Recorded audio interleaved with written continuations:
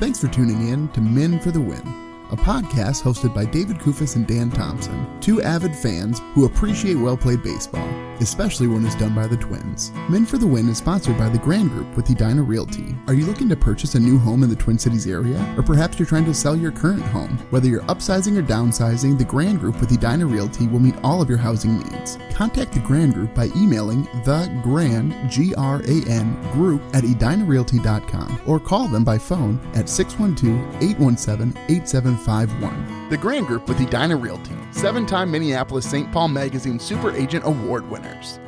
Men for the Win is part of the Pulltab Sports Network, covering sports, culture, and entertainment across the Midwest. Check them out at pulltabsports.com and give them a follow on all your social media platforms at Pulltab Sport. On this episode, David and Dan talk about the Twins' latest additions to the bullpen. Lefty after lefty after lefty after lefty. Thanks for listening. Enjoy. Thanks for tuning in to Men for the Win. My name is David Kufis. With me, as always, is Dan Thompson. The Twins kick off spring training with full squad workouts tomorrow morning, Dan.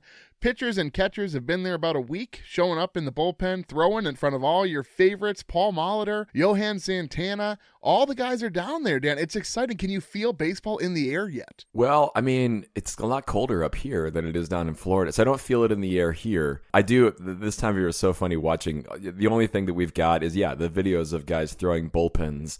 Or, I think I saw one today of Joe Ryan pitching to Brooks Lee. And it's just like, how much can we read into these things? But it is exciting, and I'm jealous of the shirt sleeve weather that they've got down there. Yeah, it looks nice. It's fun to see guys just showing up. Going into this season, obviously, there's quite a bit of mystery, I guess. I mean, I don't think any of us are going to be shocked if the Twins don't have a great season. But there are a lot of guys that at least keep us interested to see how they're developing, to see if they can be pieces here moving forward in the future. You sound a little optimistic there about, are you, well, how would you describe the tone of what you just said? I couldn't, I said I don't think they're going to do very well, but it'll be fun to see guys who could be really important to this team moving forward. But that's taking an optimistic spin on an unoptimistic situation, right? Like, well, they're not going to be very good, but hey, let's just enjoy the development of players. It's February, David. Where is your springtime, late winter optimism? I can't wait, Dan, until we get to our season preview show where we get to make our predictions and you see how optimistic I am about this club. But anyway, folks, thank you so much for tuning in. If you're a returning listener, thank you so much for your continued support. If you're a new listener, thanks so much for checking us out. Typically, we do an episode after each Twins series, and so we do a lot of episodes throughout the season. Whether the series was good or bad, we're still here for you the day after every single time. Quick note here also, for those of you who are looking for ways to support the show, there is a new podcast available via Patreon, only available to Patreon subscribers. This is a movie review podcast called Picture of Record. Dan and I talk about movies. The latest one that we've just posted is A League of Their Own, which, Dan, really fun movie. It was a great conversation, I felt, after the fact. Yeah, and I think, again, as I said on that podcast, we might be looking at a similar replacement system for baseball in 2027, David. So I think that was a little bit of a preview of things to come.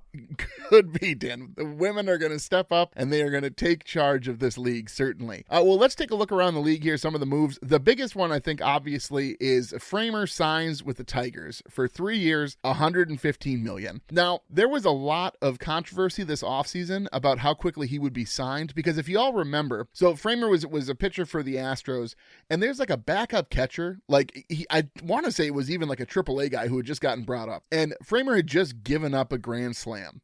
And what happened next was something that nobody has ever really seen in baseball, at least in the modern era, I should say. Anything from when men were no longer men, Dan, right? Let's call it 1995 forward. Nobody has seen this happen. Framer intentionally crosses up his catcher, or at least that's what it looks like, to hit him with a fastball when the catcher had called for a breaking ball after he had just given up this grand slam. Say what you will, Dan. Clearly that played a factor into him being signed this offseason. I mean, maybe he was actually talking about roosters and throwing rocks at them. Maybe this was just a betting scheme gone wrong, David, kind of like an Emmanuel Clase situation. That is fascinating, folks. If you haven't been following that story, it turns out that Clase also threw some pitches in the postseason that balls intentionally also, which is pretty insane when you think about it. for the little bit of money that he was making off of those and the millions of dollars he was making too. I guess it's all about the cash, David. You got to have the cash on hand. But to Framber, I mean, it's interesting that the Tigers end up signing him 3 years, $115 million.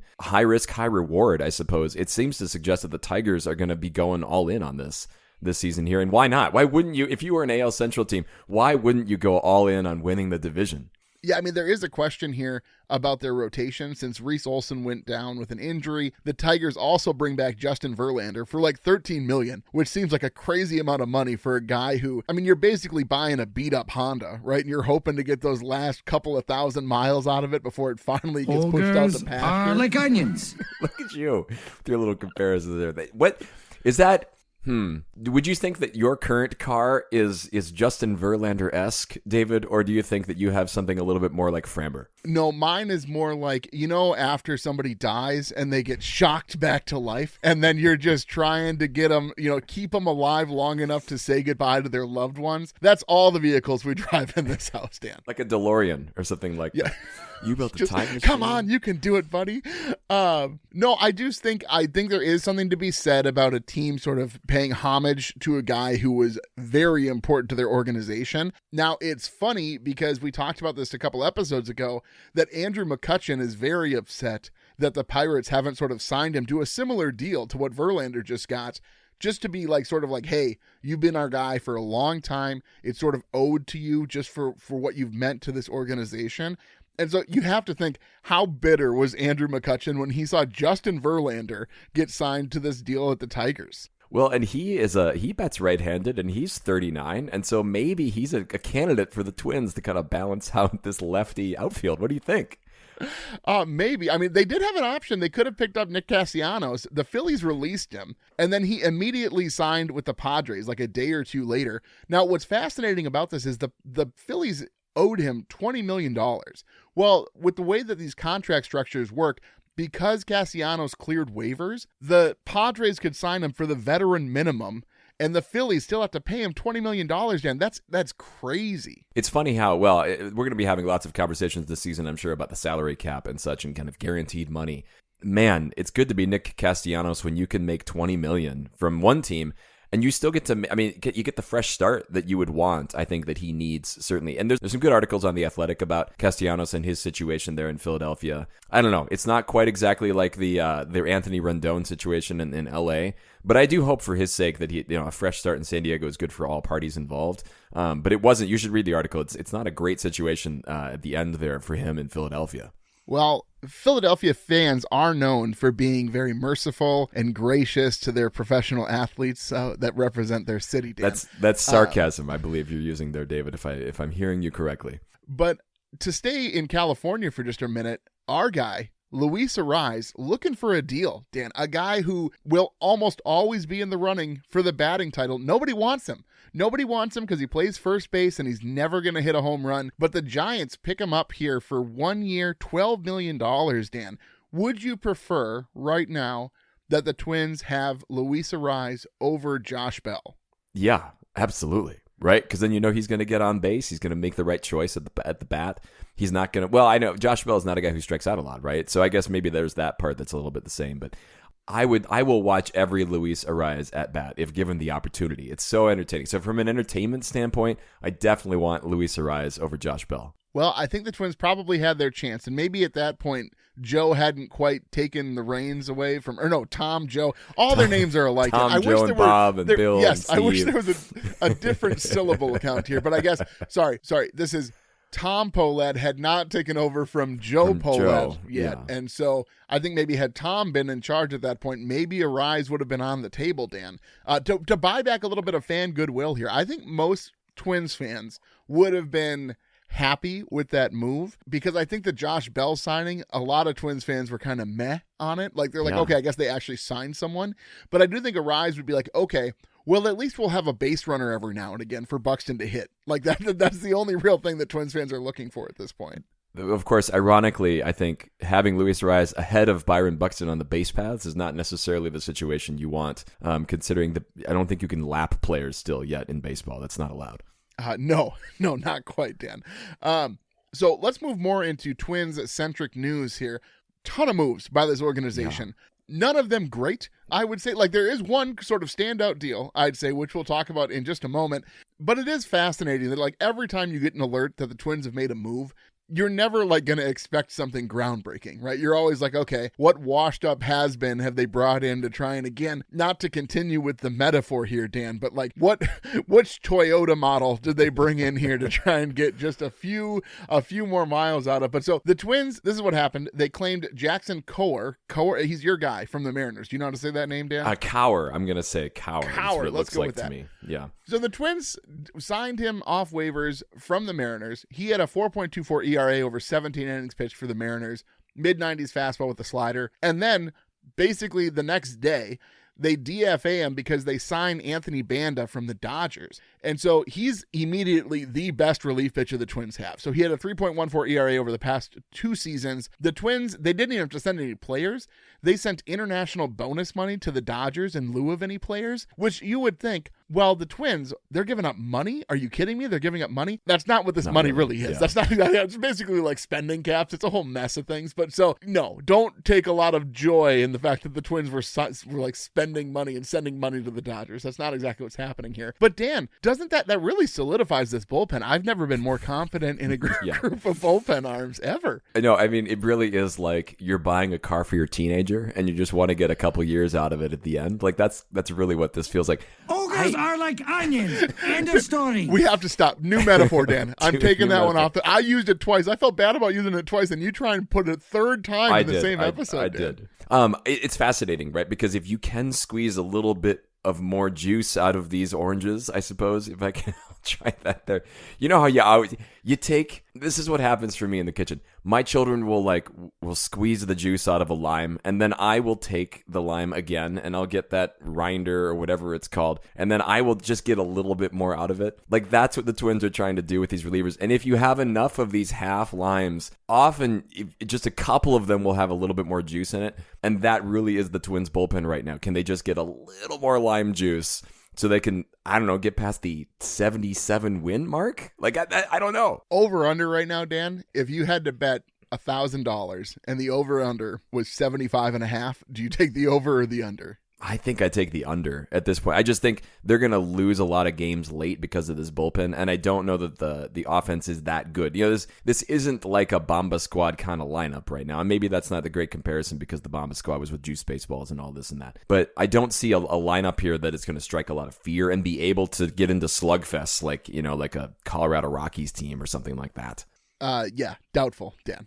But so a couple more relievers here, Dan, added to this rock solid bullpen. I mean, the competition, to be fair, is going to be fierce. Like, all sarcasm aside, this spring training has never been more important for like all of these guys, because there's 8 spots that they're going to have to figure out a way to fill. And there's, 20 relievers that have an option. And like, I don't even know who the front runners are at this point, Dan. Like, the last 3 spots, you could throw darts at a board at this point, and you'll have just as good a shot as anybody who's in the know, I'd say. Well, David, if I'm looking for a front runner on my dining room table here, and I know it's early and it's not yet season to really be grilling things up, but man, coleslaw season is just around the corner here, David. You can grab a jar of Jimmy's coleslaw dressing, and it'll give your slaw the zip and zing that everyone will be talking about. It's available in original, fat-free, and pineapple, and it's family fun, and it's locally owned. It's delicious on burgers, brats, pulled pork, and as a springtime side. You can't go wrong with Jimmy's. Pick up a jar today. Jimmy's salad dressing and dips. Don't you be messing with my dressing. Dan, I'd love to tell you we're done talking about the bullpen, but we're still not. More. No, the Twins signed left-hander because that's all they can do is sign left-handed relief pitching options. Why do they? Okay, but all right, you should get to the signings, and then I'll ask my left-handed question here. Okay, so the Twins signed left-handed reliever Andrew Chafin to a minor league deal. So he could be good, actually. He had decent numbers last year, split between the Nationals and the Angels. He posted a 2.41 ERA only across 33 2/3 innings. Part of that is he was hampered by a hamstring injury, and then he had some elbow tightness. So I think this could be a good pickup, Dan, assuming that you just he stays said healthy. Hamstring injury and elbow tightness. Those are the 2 injuries that have plagued the Twins organization for the last 5 or 6 years, David. This is not a good sign. Elbow issues, soft tissue issues. Like, this is not a good signing. Ever been to medical school? Dan, I'm not paying for your medical opinion here, okay, Dan? I think he's going to be just fine. Plus, he's got the stash and the long hair. You know, we were sort of missing a couple of those guys out of the bullpen, the Bash brothers, as I like to call them. Well, and they also signed Liam Hendriks, who, if you recall, the Twins drafted him in 1985, and he's had quite the career since then. Actually, I shouldn't tease too much. He overcame cancer. Like, he's had a wonderful career in that regard. But he is another one of those left-handed relievers who is going to need to prove something here to earn a spot in that bullpen. Yeah, I don't know what to tell you, Dan. Here's what we have going into the season right now, who I would say are reliever locks. And I honestly, a lot of times when I'm giving my opinion on what the roster is going to look like, I feel pretty informed about it and like pretty solid, right? Like maybe there's one name that I'm like, this is the only spot that I'm a little bit confused about. I don't know, Dan. I honestly don't know. Here's who I know will be in the bullpen. Topa, Sands, Orzi, Banda. I think those four are locks, certainly. Rogers is probably likely also, but now you have Banda as the left-hander. Funderburk, he pitched so well in August and September, it would be crazy not to include him, but that would be a third left-hander. Now you have Chafin also a left-hander. Sorry, I don't get to play that very often, but maybe more. You have Chafin now, another left-hander. There's no way that this team goes into the season with four left-handed relievers, right, Dan? Well, and I should say, I misspoke earlier. Hendriks is actually a righty, so he does bring some balance back to this team. Oh, well, it's just so different from the lefty-starved bullpens that we've looked at the last few years, where, I mean, Funderburk was only on the Major League roster for, I think, a while here over the last couple of years because he threw baseballs with his left hand. I mean, like, aside from that, I don't think he would have been on there. So maybe this is a change in regime, but then we can't even say that because Mackey's still Mackey's still the pitching coach. So I don't know. Do you think this is coming from a different perspective or from a different directive? I think there's a fair question to be had that if it was a different manager besides Rocco, maybe they let him run without a left-handed reliever out of the bullpen and you just go with next guy up and hope for the best. You're talking about last year? Yeah. Like, I think maybe they were just like, you know what, let's just do without, and we'll see what happens. But Rocco, you know, he loves those matchups, Dan. I can't compete with you physically, and you're no match for my brains. But throw that man a reverse split, David. Now they bolted backward. Tell them to turn it around. So the Twins, they announced their whole slate of folks who are going to be at spring training. So it's everybody you would expect who's on the 40-man, and then they have a whole slew of non-roster invite guys. So from the starting perspective, you've got Baker, Lewis, and McLeod, three guys who probably aren't going to factor in this season. We won't see them. Reliever options we've sort of touched on, obviously, but the guys we didn't talk about, we have Altavilla, Bash, Bauman, Brito, Hartwig, Merriweather, and then Cower, who we're not sure if he's going to clear waivers or not yet, whether he'll be an option. But so those are all the non-roster invite pitchers. I don't know, Dan. I think that because the bullpen is just chock full of guys who might still be okay out of the bullpen, that's going to be obviously what we're going to look at most closely as far as what's going to happen. The starting rotation, though, as we've talked about before, is hardly set in stone also. You do wonder if any of those starters, David Festa seems to be the popular name out there of the guy to potentially move to the bullpen and to be removed from the sort of the log jam of starters. Right now, though, Dan, outside of Lopez, Ryan, and Ober, who would be the two guys who you would fill out that rotation with? Every time you ask this question, people can go back and check the receipts. I feel like I'm giving you a different answer. I think I want Taj Bradley, and I think I want SWR. Because I think they're the surest, like the most known entities or quantities here. But I think it could just come down to who has the options left to be able to send them down to AAA. Like it's going to be boring, but just a roster management thing. Because what would it take for one of those guys to make? What would it take for Mick Abel to do in the spring to earn a spot in the starting rotation right away? It just feels like there's already the pecking order from last year, so I'm going to default to that. Yeah, I think there's some reasonableness to that perspective. I do think they're pretty high on Mick Abel, but I do think that Zebby Matthews has proven himself to really, he deserves a long-term shot here. Taj Bradley, again, he's probably the most proven out of those options, right? He's the guy who's the oldest out of that group. I'm not really sure either on that front who's going to round out that rotation. You do wonder if they do the 6-man, Dan, to start the season. But we always say that, and it just seems to never happen. I think that the true piggyback rotation feels more realistic than a 6-man rotation right now. And you mentioned all of those bullpen arms too. Just to go back to that briefly, I do think that they'll give shots to the older guys first, because at least they're MLB proven. And then at that point, if they're no good, it's not like you're going to send them back to AAA. Like you just cut bait and then you bring up the young guys later. So I think it makes some sense to for at least the months of April and May to kind of give those guys a chance. But the starting rotation is fascinating because they have depth there. I don't know. We talked earlier this offseason, maybe they would trade from that position. Lopez, Ryan, and Ober would all fetch you something. Yeah. But again, then we hear from Pollad, whichever one, like they want to compete this year. And so why would you dismantle what I think is the strength of your team, which is the starting rotation? That's always been the question, right? And I did hear an interesting perspective that people think what happened, Joe was still in charge. He told Falvey, cut it down. We're going to go into a strict rebuild. And then Tom took over and said, no, we're not. And so a lot of the moves at the deadline, especially the reliever-centric moves that were made between Varland and Duran and Jax, those guys who still had team control left, in those moments, I think likely they wouldn't have made those moves if Tom was in charge with the expectation that they were going to be competitive this year. And so it's sort of like Falvey was caught between, hey, we're not supposed to be competitive next year. Don't worry about it. Fire sale everybody. And then Falvey was also told now, no, we are going to be competitive. Could you rebuild the bullpen and then find out some guys who can still hit the ball and field the corner spots in the infield for us? And I just don't know that that's really tenable for a guy like Falvey to stay in that circumstance, knowing that there's other job opportunities out there that aren't going to be basically, you don't know what it's going to be when you wake up, what your job's going to be as far as what the orders are from the higher ups. Yeah, the whiplash for roster construction. It doesn't feel like Falvey really had the agency to do what he wanted to do. He was just kind of, he was supposed to play the hand that he had as best as he could with no long-term view, and that's too bad for him. And I totally get the move there. I think we should move on. Let's look at the lineup side. So this is interesting. This one had slipped by me, but the Twins signed Gio Urshela to a minor league deal.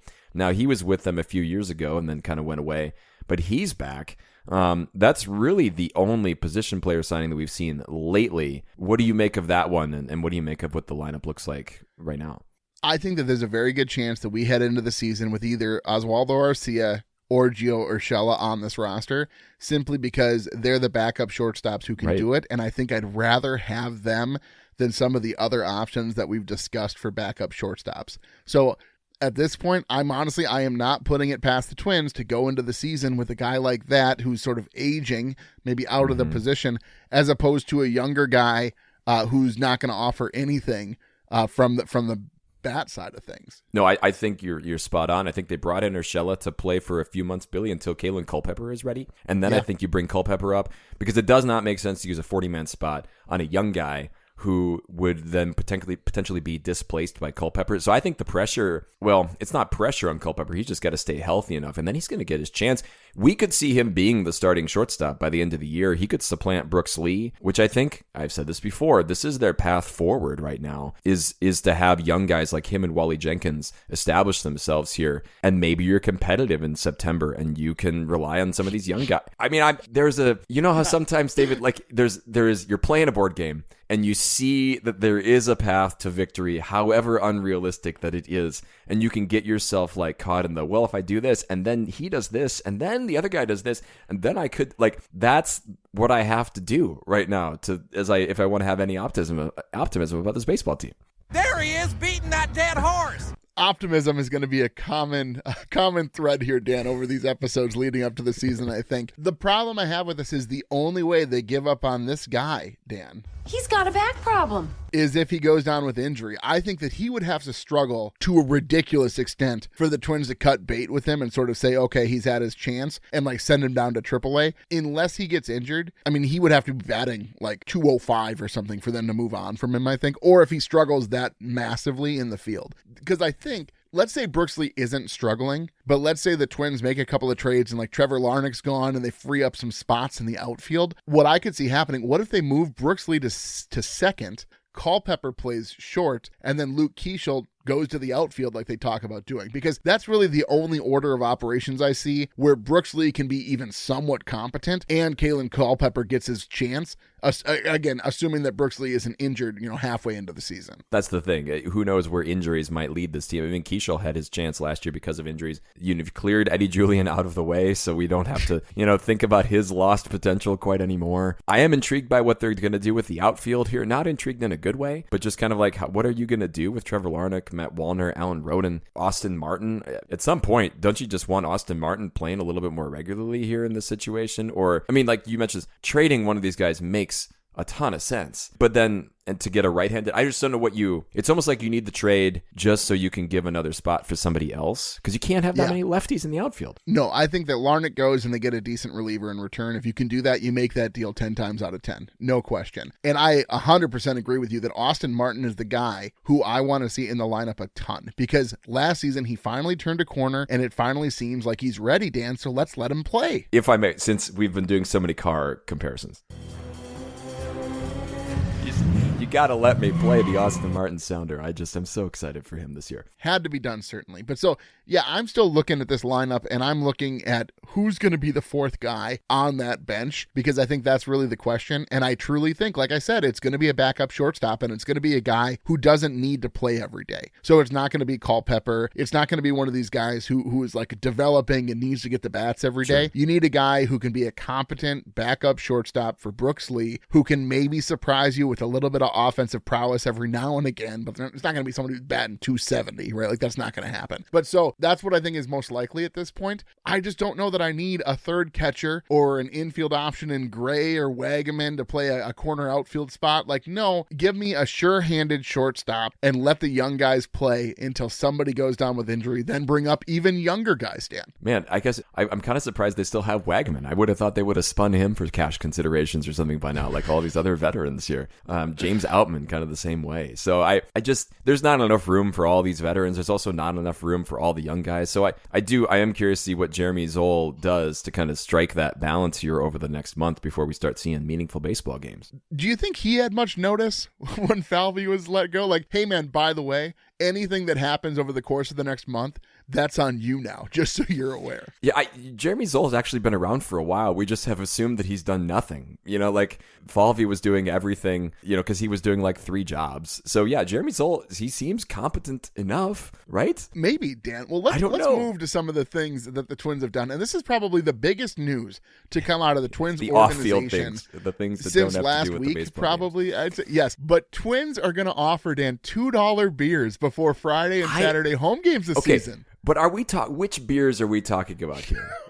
Yeah, I don't think you're gonna. No, they're not gonna be craft beers. They're gonna be draft, domestic, not good domestic beers. Can they be like one of the good local Minnesota domestic cheap beers? Because that at the same time $2 before a game. I mean, like, that's pretty impressive there. They really want people to show up to the ballpark and then just kind of stumble into the baseball game, I think. Is that what we're hoping for? What's nice is that the crowd sizes are still going to be super manageable, so they don't need to increase the amount of security, even though there's going to be way more drunk people there. Like, the per capita drunk people at Twins games is going to skyrocket because your overall attendance has dropped so considerably, and the number of drunk people among those people is going to be so much larger. It's quite the math bit you're doing there. But I think, to be honest, this is at least an acknowledgement that there are things that they can do to try to draw people into the stadium. It's not as tone deaf as other decisions that they've made with the Twins perk rewards points that you were pontificating about losing in September. This is at least a positive choice that acknowledges that people don't like the Twins. Yeah, I think that's reasonable. Again, I think Tom is much more willing to admit the mistakes of the past, and he's trying his best to win folks back. It's just the bridges have been burned. I don't know what they did. Like, not only have the Pohlads burned the bridges, Dan, they somehow made the river wider that they need to cross. Like, so it's not just that there's no bridge there anymore and there's no, like, even any infrastructure left. It's like, you know what? Then we hired excavators to make the gap, the chasm that we need to cross even larger for this fan base to believe that we have somebody in charge who actually cares about this baseball team and winning World Series. I don't even know. You escalated that so far from it was a bridge metaphor, a common bridge metaphor, and then you're burning the bridge. You're burning. I don't quite know where you went with that. It had to be so much worse, Dan. That's what I'm saying. Like, I they didn't see. just Yeah, burn yeah. the bridges. You see, I didn't think it was that complex. You're an English teacher, Dan. Come on, that was not that difficult to follow, Dan. Well, you're anyway, not feeling well. I'm gonna Thank give you a you. little bit of a break. I know you're not 100%. got that brain here. fog going right Yes, now. yeah. Okay, but this did not go past me, and I'm so sad I have to bring this up. But Carlos Correa has been spending time with Royce Lewis, and now David. Why are you so obsessed with me? I swear I wasn't going to talk about Carlos Correa, but Royce Lewis can't leave the man alone. He's making special trips down to Houston to hang out with Carlos and his family. What is going on here? Are they just going to trade Royce next to Houston? Okay. This is awful Hold news. No, okay. First of all, Dan, the way you framed that was the most politically spinned way you could possibly. Royce Lewis is staying with Carlos Correa from time to time, but the only reason he's there is because he's working with hitting coach Jeremy Eisenhower, who Bobby Witt Jr. currently uses, and Jorge Polanco. Now, I found this interesting. There's a whole article about this and sort of Royce's decision to sort of reevaluate things and get some outside help. This is Royce Lewis's first time using someone other than his dad as a hitting coach, which to me, Dan, seems crazy to me. Like, my mom is a piano teacher, right? And it pains me to admit this for the sake of my poor mother. I can play a couple of songs and I can like chord along, but like I can't play the piano well. But that would be like me becoming first chair at the Lincoln Center, right? Piano player. And I'm like, well, my mom's still my coach. Like, no, my mom's a wonderful piano player, but at some point you gotta move on from your parent being the person who's giving you pointers. Wasn't this like a Venus Williams, or maybe it was Tiger Woods, like where his dad was his coach for a super long time? But I think there's a bit of a talent gap between those people and Royce Lewis. This is also the same Royce Lewis who complained that the coaches in Minnesota weren't doing him any good and weren't helping him. You know, like, so is this? And we're worried about that $400,000 arbitration difference. So is this like some refreshing humility out of Royce Lewis that he's asking for help now? I hope so, Dan. I hope so. I hope that the way that Shelton has sort of handled Royce Lewis and his, I don't know, ego? I don't even know that ego is the right word here, but the way that he's sort of kid-gloved, the way that he's talked to and about Royce Lewis will help Royce Lewis get the confidence back and the swagger he had in 2023, where it was like, hey, if he came up with the bases loaded, that's going to be 4 runs for the Twins guaranteed. We need that guy back. And again, even if Royce Lewis becomes that guy, that's only one step of many steps that need to be taken by many players, Dan, in order for this team to be successful. But my goodness, it would at least maybe get people a little bit excited about this team if Royce and Buxton can sort of team up and be those all-stars that the Twins so desperately need to garner any sort of fan interest this season. He is the one. He's going to be back. He's going to be back, David. I have a feeling. Now, and then one other note here about the Twins here. And again, off the field stuff, very popular here for the Twins. They're bringing on Paul Molitor as a commentator along with Justin Morneau, Trevor Plouffe, and Glenn Perkins. They will all be paired with Corey Provis, per usual, Audra Martin on the field. They couldn't have a better broadcast team, I think, than the Twins do right now, at least for those. Now, I don't know is it still just Dan Gladden and Chris Atterbury on the radio here? I would assume so. I don't know who else it would be. They didn't really announce that. It is a little funny, though. Like, they sent out the email to season ticket holders, and they're like, hey, here's the deal. You can go ahead and buy your discounted Twins TV subscription. But they sort of were sneaky about it because, if you remember last season, a bunch of people bought it because they thought it wasn't going to be available locally. And then at the last hour, Sure, FanDuel Sports came through, and now it was available on DirecTV and Comcast. Well, so I called the season ticket holder line this season, and I was like, hey, what's the deal? Do you know what that is for sure? And they're like, it will be available on DirecTV and Comcast. So, folks, if you have DirecTV or Comcast and you're a season ticket holder, you still get your MLB TV subscription, but you don't need to buy Twins TV in addition because you can watch on your normal cable provider. So I just think it's I wish they were a little bit more forthright about the way that they presented that information, because there's going to be people who end up buying things twice, which is really annoying. Yeah, I think I bought MLB TV's package twice last year. It was really a pain to untangle that too. So yeah. So I guess we'll see. Well, David, it is mid-February, and so now we can see spring training baseball games soon. We've got real Major League Baseball, like regular season games soon, David. You asked the over-under question. I would think we need to be tracking this every episode. Right now, how many wins do the Twins have this season? 78.5. 78.5. And one of them's a moral victory, Dan. I will say 76 right now. What would it take during spring training, though, for you to feel better about this team? I don't know what they can do. Anything that they can do isn't going to happen. So I think even if you brought in a rock star reliever who's a stone dead closer who's going to be your guy. Stone dead that closer? Is that the term? That might move.